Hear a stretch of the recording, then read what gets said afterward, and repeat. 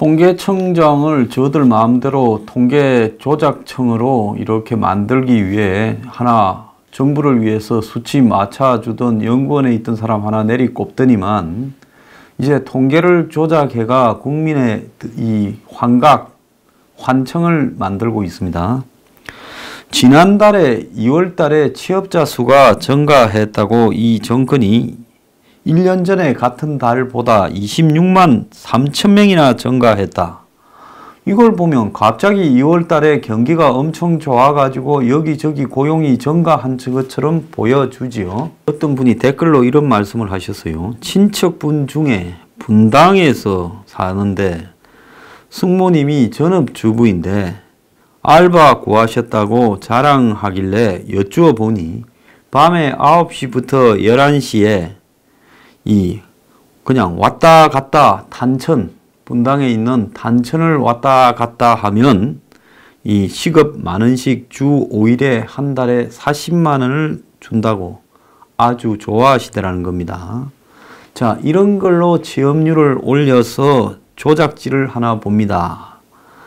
이게 지금 우리나라입니다 라고 어떤 분이 글을 보내셨어요. 사실 이런 식으로 자신이 직접 정부가 만드는 가짜 일자리에 그냥 놀러 다니면서 설렁설렁 친구들하고 잡담하면서 시간을 때우고 오는 아무 일도 하지 않는데 돈을 받고 오니까 좀 많이 미안하더라고 하는 분들이 열댓 명이 저한테 댓글을 보내고 메일을 보내고 했습니다. 그래서 지금 이 정부가 26만 3천 명이나 이렇게 늘어났다라는 게 전부 정부 돈을 풀어가지고 54조를 풀어서 일자리를 일시적으로 만들어내서 그들에게 필요하지도 않는 일을 억지로 시키면서 몇 푼 꼽아주고 그걸로 일자리 창출이 되었다고 통계 조작을 하는 겁니다. 이게 정부가 할 일이 아니에요. 정부가 이런 일을 하면 절대 안 되는 거고요. 정부는 경제가 나빠지면 나빠지는 대로 이렇게 그대로 통계를 손대지 말고 바라보면서 실질적으로 경제가 지금 어렵더라도 나중에 살아날 수 있는 방법이 무엇인가에 대한 대책을 마련하고 어려우면 대통령이 이건 내 잘못도 있겠지만 내 잘못은 고치고 시정할 거니까 한국 경제가 지금 계속 어려워져 오고 중국이나 미국이나 유럽의 환경도 너무 나빠져서 이제는 경제가 이렇게 회복되기가 쉽지 않다고 국민 앞에 솔직히 고백하고 더 나아가서 앞으로 더 어려울 수 있으니까 정부가 앞장서서 허리띠를 졸라맬 거니까 국민들도 졸라매자. 그렇지만은 돈을 낭비해서 통계를 조작하고 이런 일시적으로 이 뽕을 먹거나 마약을 놓는 몰핀 효과 이런 것은 하지 않도록 하겠다. 이게 양심적인 대통령입니다. 그런데요, 이 정권은 지금 세금을 하도 많이 뜯어내가 25조가 쌓이니까 이제 그런 돈을 가지고 막 뿌려서 저들 있는 5년을 해먹고 가버리자는 거예요. 100년, 50년, 20년 집권 이야기하는 정권이 진짜 그렇게 집권할 생각이 있다면 이런 짓거리를 하면 안 되는 겁니다. 그런데 이 착시 현상의 핵심이 노인 일자리만 늘고 노인 그 일자리라고 해봤자 하루에 만원씩 시급 만원씩 받고 두세 시간 일하고 일주일에 뭐 한 20-30만 원 받는 게 다죠. 이게 일자리라고 할 수 있으면 이런 일자리가 영구히 지속될 수가 있습니까? 그런데 정작 이 나라를 끌고 가야 될 중추 세력인 30대, 40대의 일자리는 다 사라져 버렸다는 거예요. 자, 이 통계청의 2월달 고용 동향에 보면 60대 이상 취업자가 작년 같은 달보다 40만 명이 늘었습니다. 정확하게는 39만 7천 명인데 그러니까 이거는 뭔가 하면 작년에도 어지간히 돈을 풀어서 일자리를 만들어냈을 건데 가짜 일자리를 그것보다도 40만 명 정도가 더 늘었다는 60세 이상에. 그러니까 노인들 치료 사업을 일자리 창출로 지금 포장하는 거예요. 자, 거기에다가 30대는 11만 5천 명이 줄어들고 40대는 12만 8천 명이 줄어들었어요.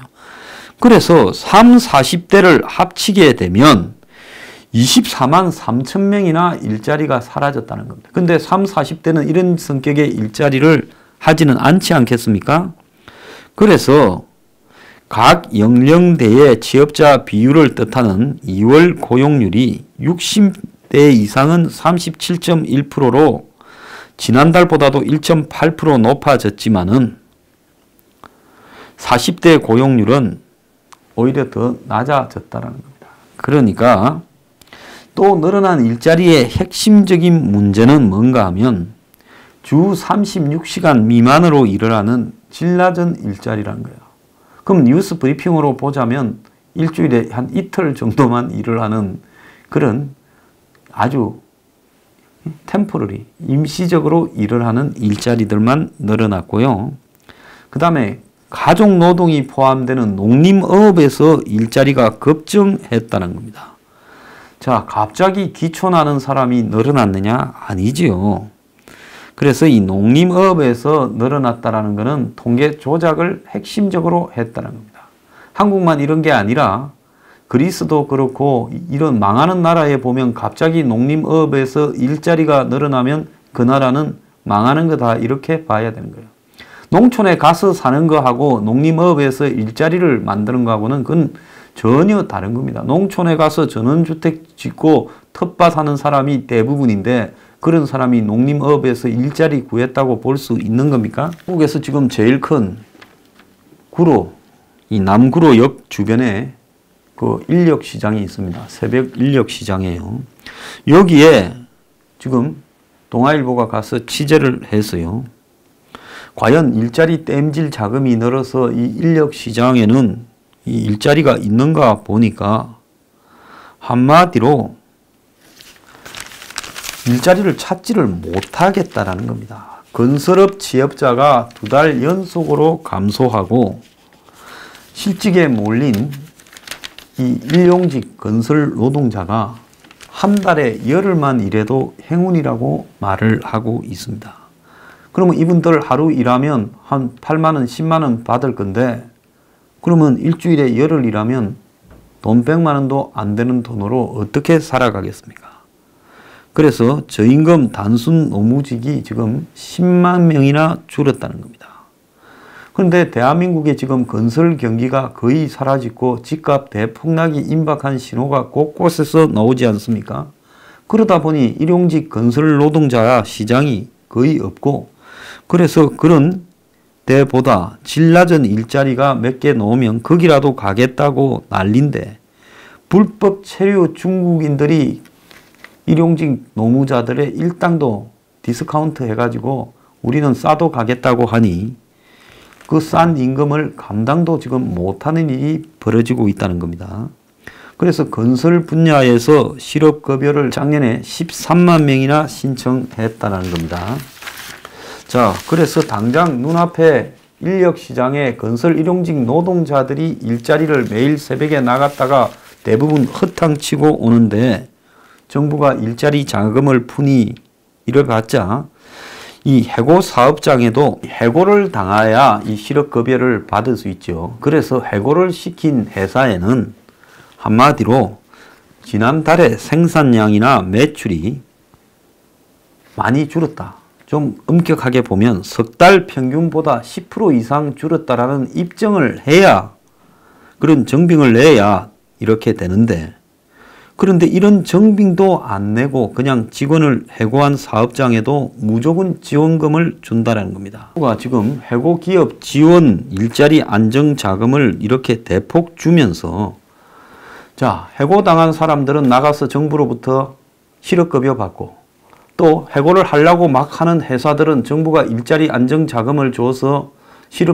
그러니까 해고를 시키지 말라고 하고 그러니까 2중 3중으로 돈을 빼먹는 일들이 지금 발생을 하고 있다는 겁니다. 그런데 요즘 젊은 사람들 중에는 회사에서 괴롭힘을 당해가지고 결국은 견디지 못해서 자발적으로 나오는 사람들이 많아요. 심지어 뭐 화장실도 못 가게 하고 엄청나게 괴롭힌다는 겁니다. 문제는 이런 분들은 해고를 당해도 실업급여를 자기 발로 걸어 나왔기 때문에 전혀 받지 못한다는 겁니다. 그러니까 이 실업급여라는 것이 결국은 이 해고를 당해야만 받는 부분이기 때문에 사실상 사람을 내보내기 위해서 괴롭힘을 당하다가 회사에서 쫓겨놓은 사람, 수많은 사람들이 실업급여를 신청 못한다는 문제까지 지금 생기고 있습니다. 문 정권은 노인들 치료사업 시키고 전체적으로 일자리 늘렸다고 포장하지만은요, 기업 현실은 심각합니다. 기업들이 올 실적 추락이 이 정도일 줄기야. 한국 경제에 지금 나왔어요. 지금 삼성전자나 SK 하이닉스 같은 한국에서 대표적으로 잘 나가는 반도체 기업들이요, 영업이익이 지금 반토막 나면서 제가 3월 1일부터 3월 10일까지 열흘 동안에 반도체 수출이 20% 줄었다고 이야기를 하지 않았습니까? 그래서 대기업들이 지금까지 해오던 기업 운영 구조로는 지금 앞으로는 감당이 안 된다고 이제 갑자기 비용을 절감해라고 난리가 났다라는 겁니다. 그래서 이런 주요 수출 대기업들이 지금 대책 마련에 이 동분서주하고 있다고 지금 알려지고 있습니다. 그래서 실의 시계가 지금 제로고 이 벼랑 끝에 선 기업들이 지금 올해 경영 환경을 3월 달에 어찌 될지, 4월 달에 어찌 될지, 5월 달에 어찌 될지도 모른다는 겁니다. 올 봄에 자신들의 기업이 어떻게 수출이 줄어들지 모른다는 거예요. 어제 제가 석유 분야에서 기업들을 지금 수출이 열흘 동안에 40%나 줄었다고 하지 않았습니까? 그러니까 갑자기 지금 두세 달 이래 한국의 반도체, 석유, 화학 등의 지금 매출이 아주 그냥 바닥을 치고 있습니다. 그래서 한치 앞을 못 내다보니 기업이 1년치의 계획을 어떻게 잡을 수 있겠습니까? 분기별로 완전히 달라지니까요. 그래서 반도체도 작년에 우려가 나왔는데 올해 1분기에 완전히 추락을 하고 있고, 자동차, 철강 등도 수익이 급감을 하고 있다고 합니다. 그래서 세계적으로 글로벌 경기 침체에다가 한국의 내수는 워낙 불황이 되다 보니 지금 안전한 분야가 이제 하나도 없이 전 산업으로 덮치고 있다. 작년에는 그래도 반도체, 작년 초에는 거기에 자동차 이런 것까지 들어갔고 한때는 조선이 좀 좋아진다라고 이야기까지도 나왔는데요. 올해 1월 달에 짠 올해 사업 계획이 3월 초에 벌써 틀어져서 올해 사업 계획을 지금 기업들이 다시 짜야 된다라는 이야기까지 나오고 있습니다. 자, 지금 대우조선의 노조가 그제 시장실을 점거했다 어쨌다 시끄러웠는데요. 지금 그제가 이제 내 차례구나 하고 지금 한때 한국에서 불이 안 꺼지는 유흥도시 거제였습니다. 울산하고 거제가 한국에서 경기가 제일 좋다라고 했죠. 그래서 인근 통영까지도 거제도 조선 경기로 먹고 살았습니다. 그렇게 흥청망청하던 거제가 지금 눈물의 도시가 됐다는 거예요. 대우조선 근로자들이 지금 자신들이 언제 사라질지 모른다. 지금 불안해하고 있다는 겁니다. 대우조선을 정부가 현대중공업과 지금 통합시키려 한다. 민영화할 것이다. 이런 부분의 이야기가 지금 나오기 시작하면서 이제 현대중공업이 대우조선 노동자들을 다 받아서 그대로 고용을 하겠습니까? 절대로 안 하지요. 그러니까 지금 이 구조조정이 4년 전부터 시작돼서 그제 이 조선업계에 종사하던 노동자들이 이제 절반 이상 해직됐는데 남아있는 사람들도 언제 사라질지 모르는 불안감에 떨고 있다는 거예요. 거제시의 실업률이 7%라는데 아마 이제 대우조선이 문제가 되게 되면 이제 대우조선도 협력회사들이 얼마 전에 다 떨어져 나간 것처럼 본사도 지금 그렇게 될 운명이라는 겁니다. 그래서 이렇게 경기가 어려워지니까 주변의 상권도 다 무너져서 폐업 신청이 절비하고요.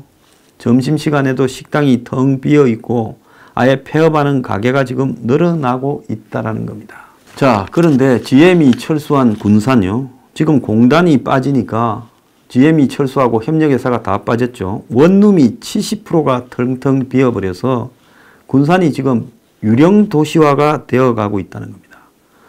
자, 그래서 이 원룸의 방값이 35만 원이 했는데 지금 이 공단이 문을 닫은 이후에 15만 원으로 추락했고, 그 다음에 이 신구 중심지들이 땅값 하락률이 전국에 1위를 기록하고 있고, 정부가 신공항이나 태양광을 이야기를 해도 그야말로 현대중공업, GM 두 공단이 철수를 해버렸습니다. 이후에 군산은 그야말로 완전히 유령 도시가 되어가고 있다는 겁니다.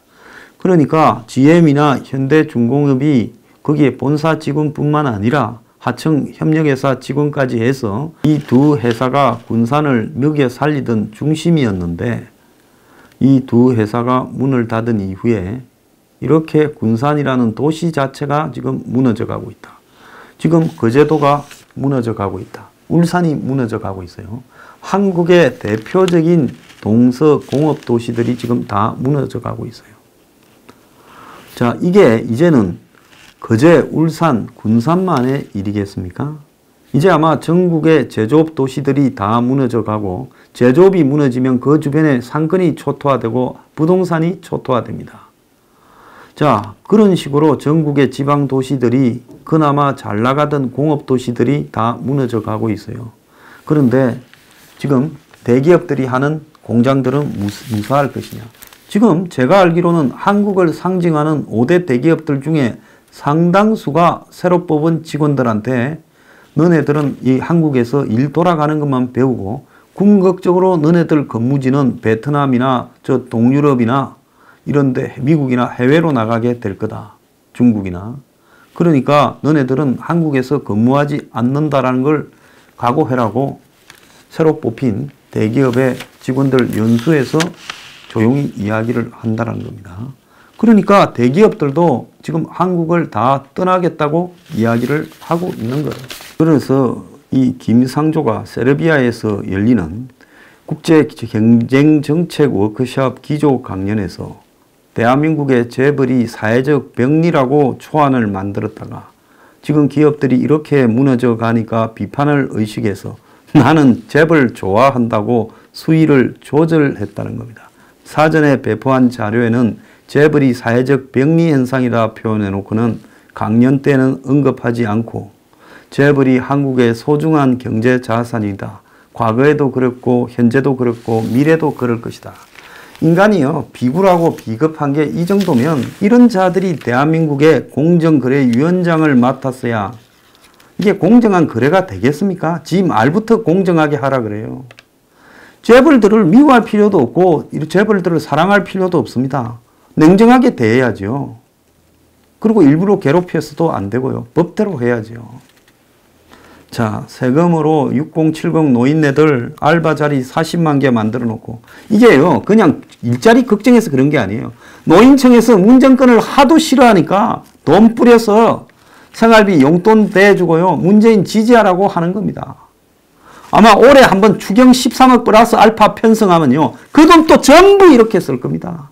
미세먼지 대책이라고요, 길거리에 마스크 끼고 다니면서요, 미세먼지 측정한다고 또 사람들을 얼마나 풀지 모르고 미세먼지 없앤다고 물 뿌린다고 사람 풀지 몰라요. 지금 학교 불 끄기 일자리도 있잖아요.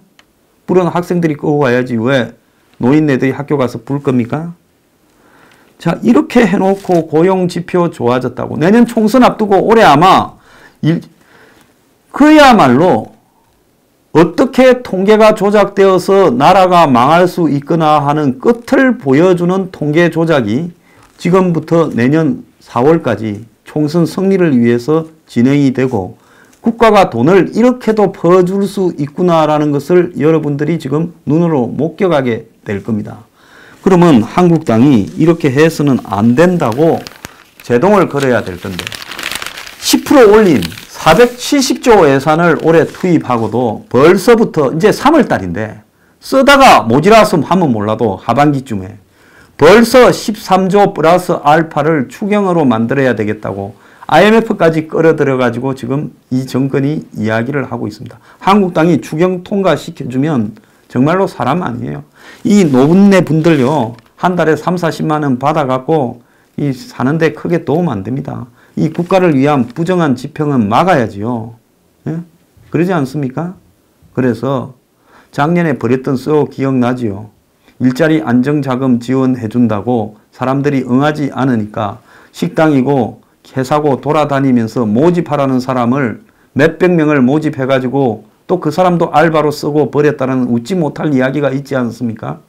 그래서요, 이 정권이 미쳤으니까 무슨 초당적 무슨 경제 원탁 테이블을 만들자, 문재인이가 야당 대표들과 7인 회동을 하자, 정신 차리기 바래요.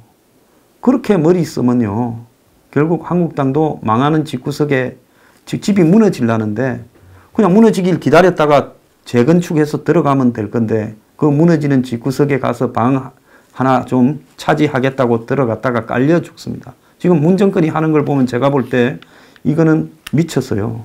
거의 문배서가 되어가고 있습니다.